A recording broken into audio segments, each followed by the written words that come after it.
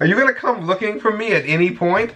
What are you talking about? You're right here. I'm playing Marco Polo. You supposed to say Marco and then I say Polo.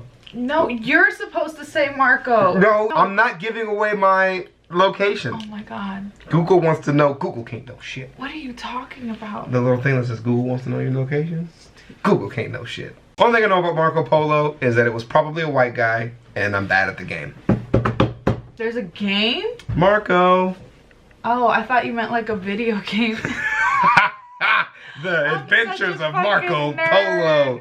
I'm such a fucking nerd. No. I was like, whoa, wait, there's a game? No, that would be a terrible fucking game. I've always been bad at the pool game, Marco Polo. Always been terrible at it. Seriously. Really bad. So, what do you know about Marco Polo, though, the person? He was like Italian, right? Oh, he was Italian. Yeah. Oops. And, what? I don't... But the pizza pie. Racist. Yeah, please continue. And I know he wrote some he wrote some shit about it. His travels. About being Italian or? No, about his travels. Where? Where did he go? I know he went to Asia. Lit. He probably went other places too, though. So you don't know anything either, is what you're saying. Okay, you're just fucking fumbling through the presentation. You didn't read the book. So let's get some knowledge then. Now you listen to me. You're gonna stay where I fucking put you.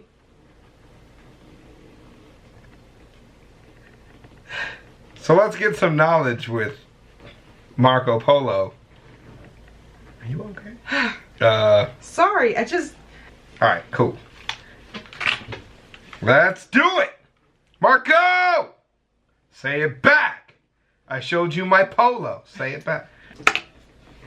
Polo! Marco. You deserve that. This video is sponsored by NordVPN. More on that later. Following their monumental conquest of China, Central Asia, and the Middle East, the Mongols completely reanimated trade between East and West along the new Silk Road. Among thousands of merchants and travelers who made their way to and from Asia, one guy had the good manners to take some bloody notes about it. From that Netflix thing that we watched. From the show, yeah. That's the same Marco Polo guy? Yeah. And you couldn't give me anything more than he's Italian and took some notes about some stuff? I said he traveled to Asia. Oh my god.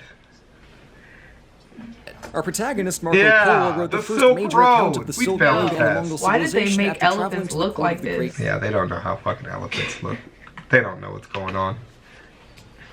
Asia, one guy had the good manners to take some bloody notes about it. Our protagonist, Marco Polo, wrote the first major account of the Silk Road and the Mongol civilization traveling to the court of the Great Khan in China. This has effectively introduced all of Europe to Asia. His name is nearly synonymous with the concept of traveling. Lasting historical reputation has been iffy for full of reasons. So to figure out what Marco's deal is and whether or not we can trust him as far as we can throw him, let's do some history. Hey, new merch, look at that. The thing with Marco Polo is that he wasn't the first medieval European to visit China. Hell, he wasn't even the first Polo to visit China. See, Marco came from a noble Venetian merchant family, and his father Niccolo and Uncle Matteo had their own eastward adventures before him. Back in the year 1260, the Polo brothers were out and about on a trading assignment in Constantinople, which was at the time a Crusader kingdom. But as they felt the local politics getting dodgier by the minute, they skipped town and went east just in time to avoid the Byzantine Empire's reconquest of the city. This was fortuitous, as all of the Venetians in town were either killed or had their eyes gouged out.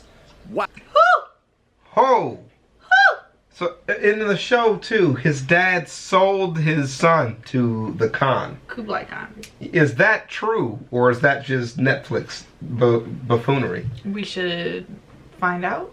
Wow, that is horrifying. From there, the brothers went progressively further eastward, sometimes deliberately, sometimes kind of by accident, until they arrived in the splendid city of Tambalik in 1266 to meet with the great Kublai Khan. He was all, hey, new best friends, and asked them to casually hop back to Italy and return with 100 Vatican scholars and oil from the Church of the Holy Sepulchre. Typical fetch quests, am I right? So Niccolo and his brother returns to Venice in 1269 to meet his teenage son Marco for the first time.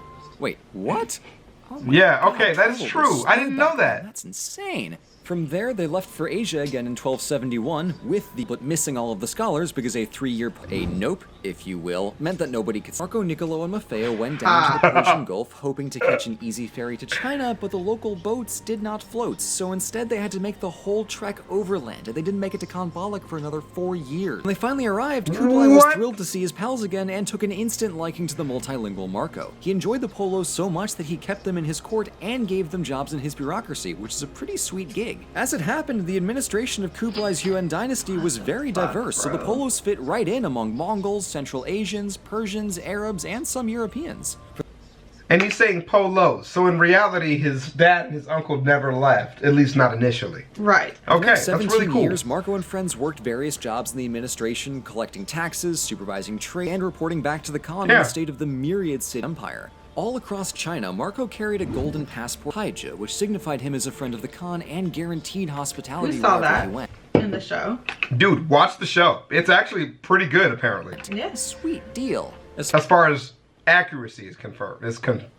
Some accuracy. Some of shit is just, I'm just watching, oh, this is a great kung fu movie, but other stuff is actually really good, apparently. As far as field trips go, this was, a long one, but we're fortunate that Marco recorded loads of details about life in China. For instance, he describes how their system of paper money made trade easier and faster than hauling around bags of coins. He gave an account of the vast courier system in China and the Silk Road, as well as the Grand Canal that ferried goods between Kambalak, Luoyang, and Hangzhou. As all Venetians are natural canal enthusiasts, Marco was like a kid in a 1,000-mile-long candy shop. From his time in Chinese markets, he was able to describe the way that China produced salt, as well as catalog spices and where they came from, which ended up guiding subsequent European seafarers. He also notes details of daily life, local animals like the chow chow and yak, typical Mongolian milk drinks and rice wine, the use of coal as a fuel source, and the culture of filial piety. He tells how the Mongols were widely tolerant of different religions and actively encouraged diverse practices within their empire. Those are some because they literally were just like, as long as you pay your taxes, we don't give a fuck. Yeah. And, you know, of course, the no threats to power, you know, inherently or explicitly, right? Which is similar to how the Romans did it, except the Romans just annexed religions into their own religion. So they still said that we are all practicing the same religion. Right. But it was just a bunch of little religions that, and the Mongols were literally like, no, it is yours. You can have it. Right.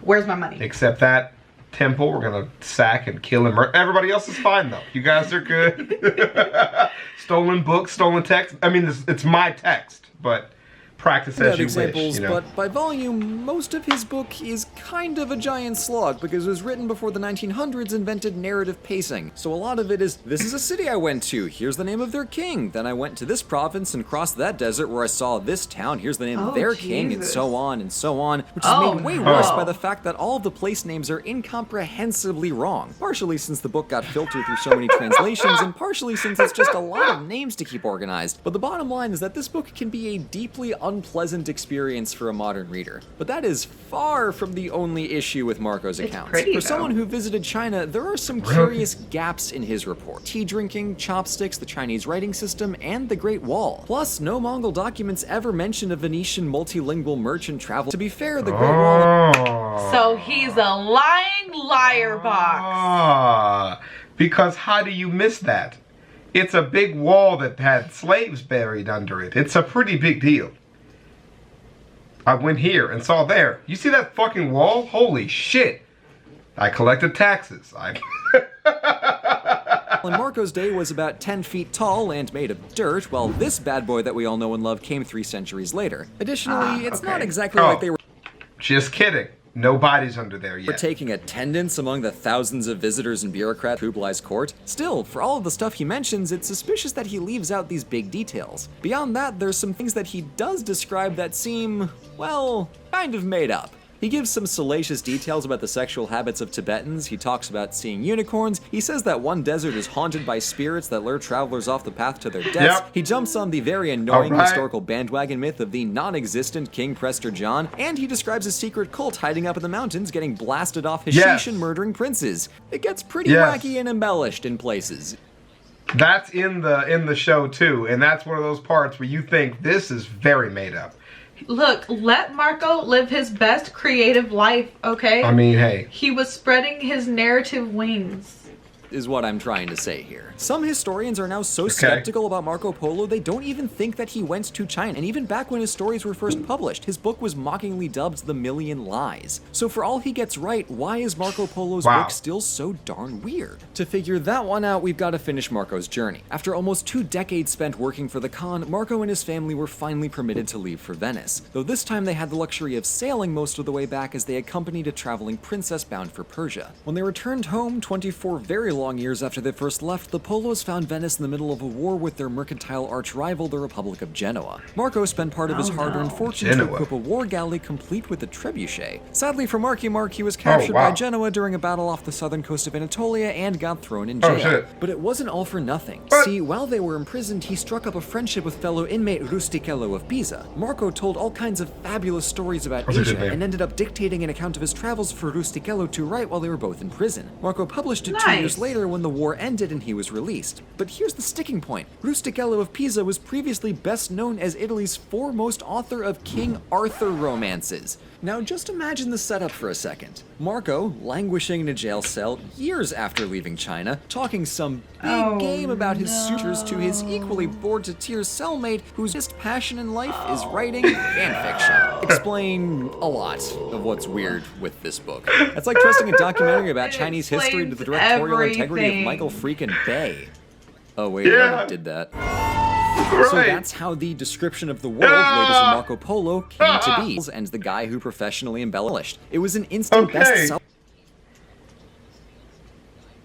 and it was translated into a dozen languages. However, many manuscript editors were extremely uncomfortable with the idea of a non-civilization across the steppes that was arguably richer, inventive, and more powerful than anyone in Europe. So many added another link to this big game of historical telephones to suit their agendas. But prejudices aside, people were just fascinated to hear about this amazing new world on the other side of the Silk Road. While we're here, quick historical pulse check. The Travels of Marco Polo was finally published in 1300. That's very popular too. That is the same decade as Dante's Inferno.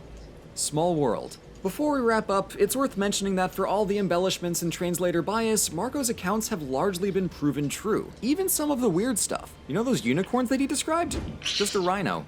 Those ghosts in the desert who lure travelers to their deaths? Yeah, turns out the sand dunes of the Gobi Desert actually produce resonant chords when the sand shifts. This is what it sounds like. I see your sorcery and raise you science! And as a nice last bit of icing on the cake, the Polos headed to Persia, and we've since found Persian sources to confirm that voyage. That we know. So that's the story of Marco Polo. Travels, descriptions, and shifty historical authenticity and all. Okay. That's pretty fucking cool. That actually is really cool. Bro, I didn't know that the dunes in the Gobi Desert did that. Man, I have a video for you. That is awful. It's about a spider, but it lives in the desert, and it hunts out there. I don't want to watch that. Okay, well, I tried. But yeah. That is terrifying. Yeah. Especially at night. Yeah. Pretty cool. But it's why the wind and stuff affects so many, like, clips and stuff. Yeah. And you'll see people, like, talking and stuff, and then they'll show, like, the aerial clip, and then all of a sudden you hear this romantic music playing instead of the horror sound of the wind smashing against the sand. But Marco Polo, I'm really surprised at how accurate it was. I am happy. That's so fucking funny though, that the dude who wrote his account, I didn't know that literally wrote King Arthur shit. Like, why wouldn't in school they just cover that now? That's so important. It makes him look so less crazy than he seems. I see you're a lost cause. We'll see y'all later. I'm listening to you. I just, you know, it's a dynamic duo. Somebody who already wants to embellish his stories. Oh, yeah.